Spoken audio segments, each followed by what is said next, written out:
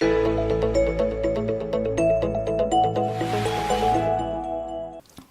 this week's Parshat Shmini, we will read of the tragic death of Nadav Avihu.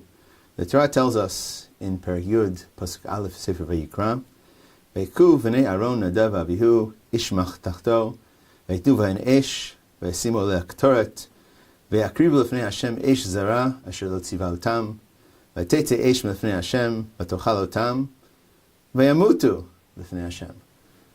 Nadav Avihu, in unauthorized fashion, bring Ktoret on the Yom HaShmini, and due to their unauthorized action, they meet a fiery end, and they die. In reading this Parsha, our attention is often drawn to precisely what is the inner meaning, or what lies behind the Chet of Nadav Avihu. Admittedly, it is not a commanded action, but nevertheless, their punishment seems perhaps somewhat extreme. After all, their sole desire was to bring Ktoret, to engage in an act of Avodat Hashem. The question arises as to the inner meaning, or what lies behind, so to speak, the essence of the Chet of Nadav Avihu. While there are many answers given by the Parshanim to this question, I would like to suggest that the context of the preceding Perek, of Perek Tet of Sefer Vayikra, might provide an interesting clue as to how to unpack the inner meaning or the essence of the Chet of Nadav Avihu. Of course, these events happen on Yom HaShmini, the 8th day of the Mei HaMiluim, of the inauguration and the celebration upon the building and initiation of the Mishkan. And if we go back for the moment to Perek Tet, Pasuk Aleph, the Torah tells us as follows.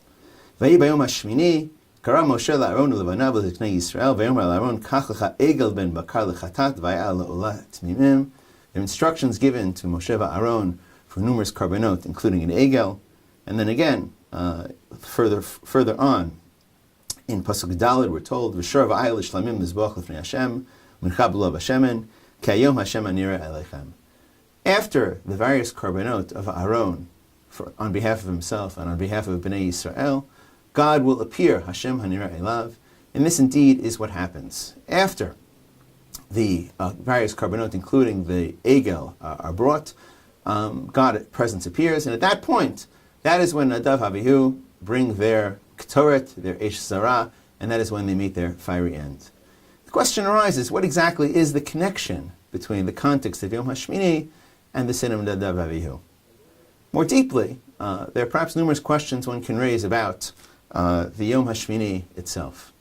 As pointed out by both Ramban and implicitly by Rashi, if one returns to the original command for the Miluim, the days of inauguration found in Sefer Shmot, one can read through Perek Kavchet or Perek Kavtet, and one will find absolutely no mention of the Yom HaShmini of the 8th day.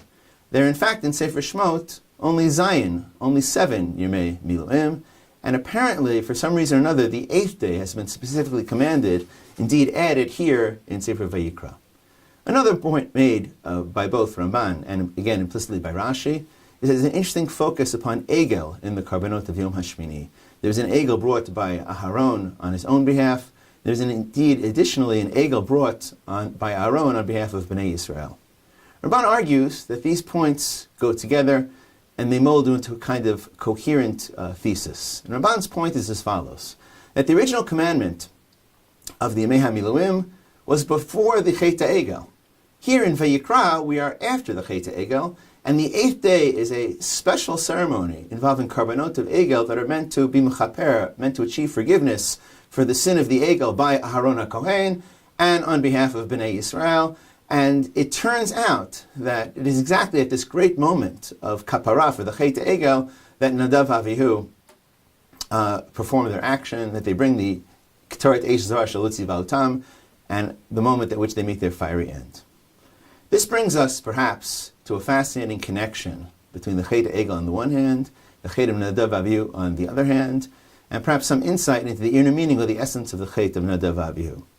If you go back to the story of the Chet Egel in Sefer Shmot, it occurs in the context when Moshe is delayed in coming down from the mountain. The people turn to Aaron and they say, "Make us an Elohim, make us a God, make us a leader," because Moshe is gone.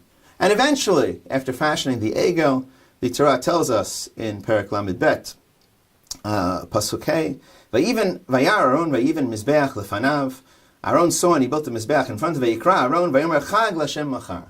Aaron HaKohen believed that the Egel could be used as an opportunity, as a Chag L'Hashem, as an opportunity for Avodat Hashem.